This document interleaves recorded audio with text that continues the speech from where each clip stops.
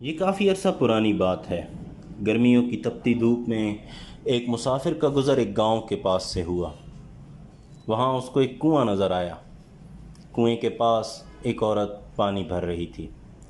مسافر نے عورت سے پانی پلانے کی درخواست کی۔ عورت نے گھڑا مسافر کے سامنے کر دیا۔ مسافر نے اس سے پانی لے کر پیا اور عورت کا شکریہ ادا کیا اور بولا، اے بھلی عورت، ایک سوال پوچھوں؟ عورت نے کہا، پوچھو۔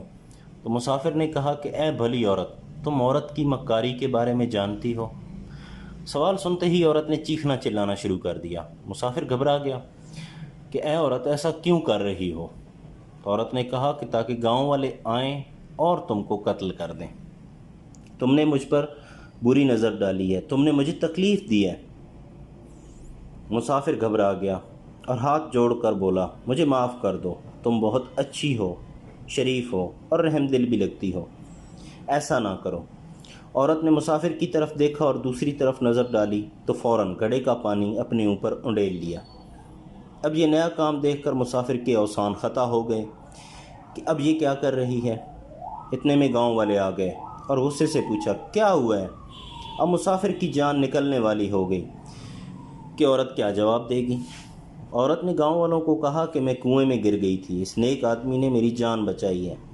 گاؤں والوں نے ہکا بکا کھڑے مسافر کا شکریہ ادا کیا اور اس کی جمع مردگی کا تذکرہ کرنے لگے۔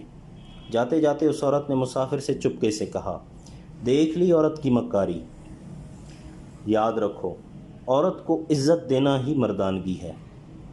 عورت کو تکلیف دیں گے تو وہ آپ کا سکھ چین چھین لے گی، اور اگر عورت کو خوش رکھیں گے تو وہ آپ کو موت کے منہ سے بھی نکال کر لے آئے گی، یا آپ کے لیے موت کے منہ میں بھی چلی جائے گی۔ لیکن اگر کسی کے ساتھ اس سے الٹ ہوتا ہے، مطلب وہ سب کرتا ہے عورت کے لیے لیکن پھر بھی خوش نہیں ہے، تو یاد رکھیں وہ عورت پھر عورت نہیں ہے، ایک ڈائن ہے یا پھر کسی گھٹیا پرورش کی پیداوار ہے۔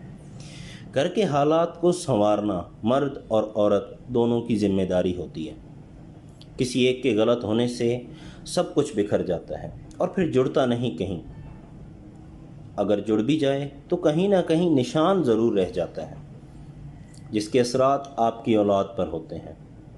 چھوٹی چھوٹی باتوں کو بڑھانے کی بجائے معاف کر دینے کا سوچا جائے یا مثبت سوچ لیا جائے تو انشاءاللہ بہت سے مسائل پیدا ہی نہیں ہوتے، مگر شرط یہ ہے کہ دل صاف رکھا جائے۔